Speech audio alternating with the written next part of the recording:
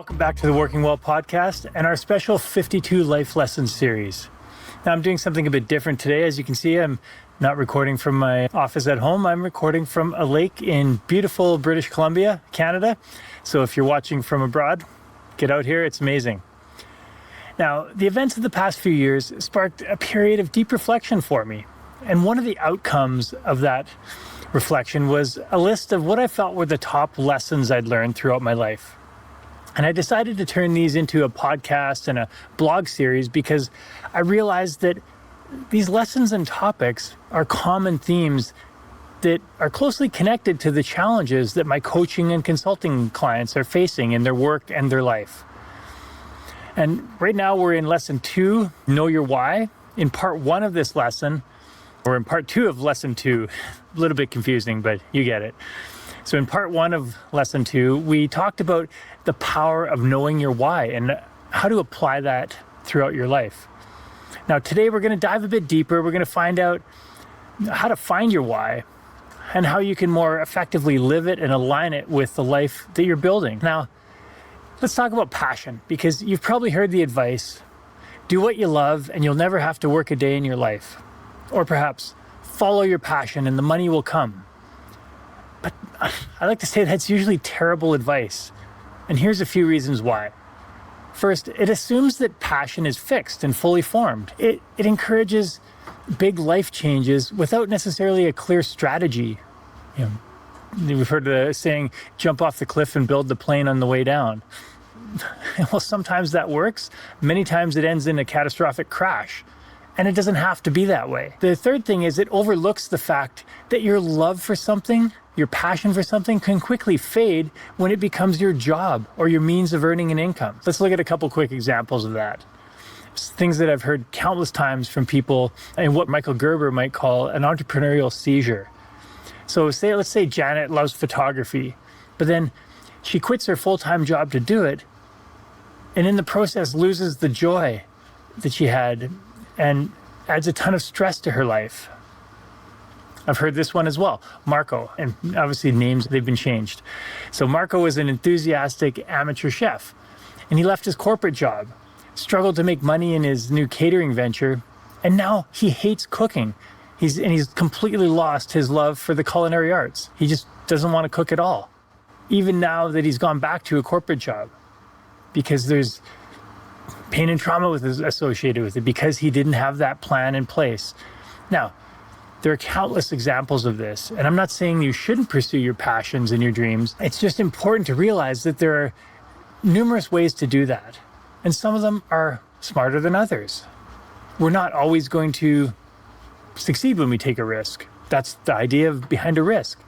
But by stepping back and thinking about it, and thinking about this follow your passion concept in a different way. So there's a flip side to this approach, and that's be passionate about what you do. This means that you can grow through mastery. You align your work with your values and your strengths, and you get to cultivate curiosity and contribute to something positive, impactful, and that's greater than you. I see this example quite often in my coaching clients when someone says, I didn't expect to love my new role, but the more I saw the impact I was able to make, the more passionate I became about what I was doing. And this is a great lesson, is we can, by diving in and really absorbing the process and finding our why, like what is it about why we exist that we love to do that we can apply to the situation that we're in in a given moment. You've heard the example undoubtedly about the people building a cathedral versus laying bricks or putting stones on top of each other. Someone just says, I'm showing up to work and I got to make a living for my family and I'm just stacking bricks. Whereas someone else says, I have a vocation, I'm getting really good at stacking bricks. And someone else says, I'm building a cathedral. And they see this vision. All three of them are doing the same thing, but they're approaching it from very, very different perspectives. So you can find passion and purpose and your why within what you're doing. You don't necessarily have to drop everything you're doing and follow something else. Now, with that being said, there are lots of people that do that and it works well for them. I'm simply saying, think about it before you do that. When someone gives you that advice, maybe step back. Talk to a coach about it. Talk to people around you. But most importantly, listen to what's going on inside you. So the lesson here, being able to combine your purpose, your passion, and your career is absolutely possible. But it's not automatic. If you're thinking of big change, here are a few points to consider. So one, you can test your hypothesis with a side gig. Are you someone who loves photography and wants to maybe start a photography business?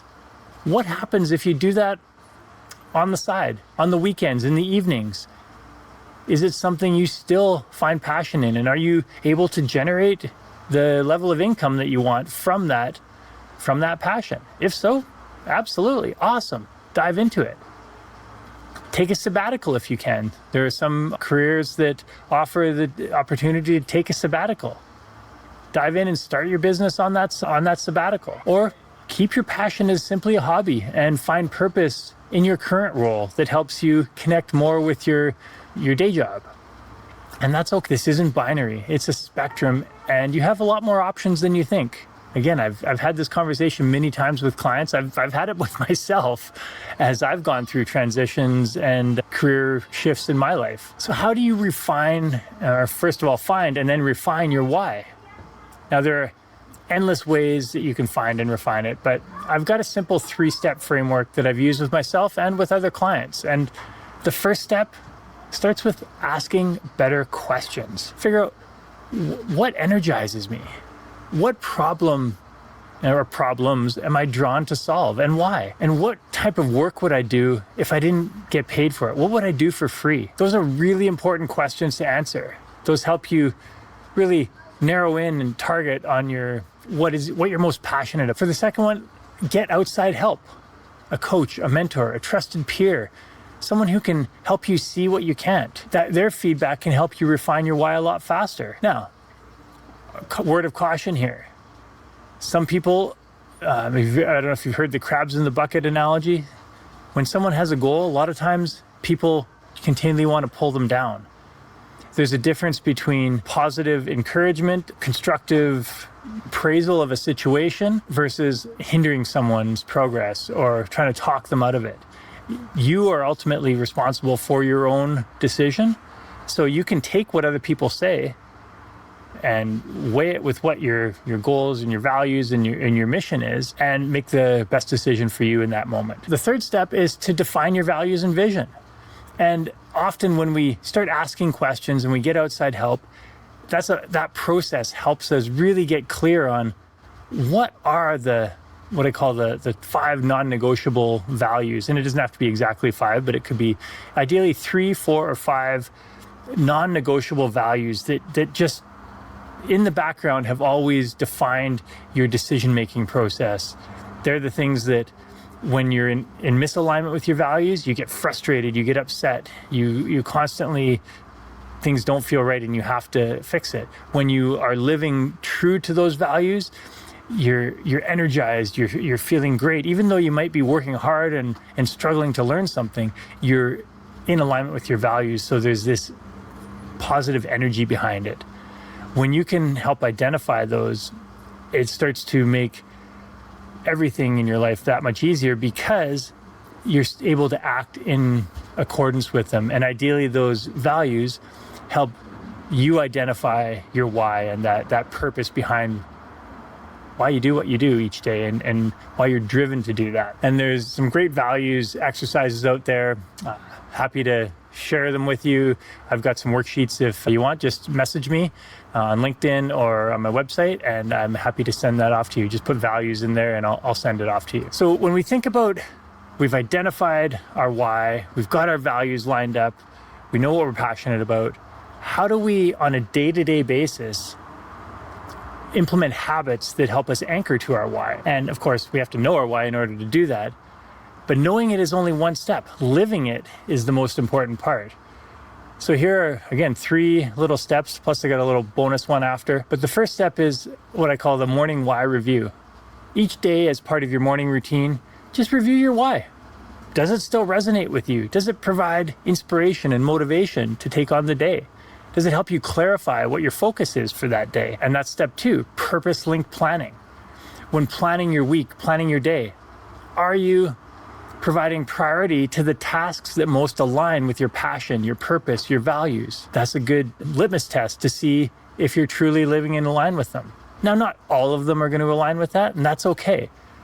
But the large majority should be focused around that. When you have to only pick the top 3 things, ideally, those are aligned with what you are most passionate about and what are most important in your life. Vacation, my mouse not working properly. And the last one is the end of day alignment check-in. And this is a bit more of like a journaling or a gratitude exercise, is that how well at the end of the day do you rate that you lived in alignment with your values and your why today?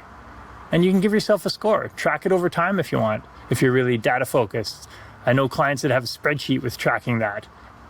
I'm not one of those people. I don't necessarily track it in a spreadsheet, but I do like to do an end of day journaling where I say, okay, how did I live into alignment with my values today? So those 3 daily habits are morning why review, plan based on your purpose. So your top 3 for the day, how aligned are they with your values and your why? And then that end of day alignment check-in, give yourself a score. How did you do on that day? And the bonus one, and this goes for all kinds of goals, but make it visible. Put it on your wall, in your planner, on your screensaver, your background of your phone. Talk about it with people who matter to you and that will be positive and help hold you accountable to living into that. Those friends that will call you when you're not living in line with your values. And the only way they can do that is if they know them. So that's where personally we can dive into our why, our purpose, our values, and really help use them to improve the rest of our life. Now, I'd like to talk a little bit about how to bring that into the workplace. Now, if you lead a team or run a business, I want you to ask yourself, ask yourself and your team, what's our deeper purpose beyond profit? Why was the company created? How much better can we tap into that? How does that passion and purpose show up in the daily experience of our people, our customers, our vendors? Are we leading based on those values? And as a leader, how can I help my team see their individual impact as part of our team, as part of the organization, and the impact that they make? How can I help them see our department's impact on the rest of the organization, on our customers, on our coworkers? These are all things that can add meaning and value to the work we do. So when organizations intentionally cultivate this meaning, this connection, this gratitude, they don't just become better places to work, they perform better too. Companies become more profitable, businesses grow, humans thrive, teams become more engaged. It becomes a positive spiral. So for some final thoughts, I have to go back to, at least for me and for what I've seen with clients, your why is your superpower. When you know it, everything else becomes clearer and better. So 3 simple steps for you to take today. And the first one, write your why. Explore that process. Then identify one habit that supports it and one that doesn't. The last one, just share it with someone that's going to hold you accountable. All right, next steps. If you want support building this foundation for yourself or your team, let's talk. Coaching and consulting are great ways to accelerate your progress. Again, whether you're an individual contributor, a leader, a business owner, your future self will thank you for dialing this in for yourself. But again, if you're a leader or a business owner, dialing it in for your team will supercharge the results you get from your people and your business. Thank you so much. I will see you on the next episode. Thanks again for listening to the Working Well podcast. That wraps up another episode of the Working Well podcast. If you enjoyed the show, please rate, review, and subscribe wherever you get your podcasts. Now, which guests or topics would you like to see featured on the show? Message me through LinkedIn or on the contact page of timborys.com with your ideas. Thanks for tuning in. I'm Tim Borys with Fresh Wellness Group, and I look forward to seeing you on the next episode.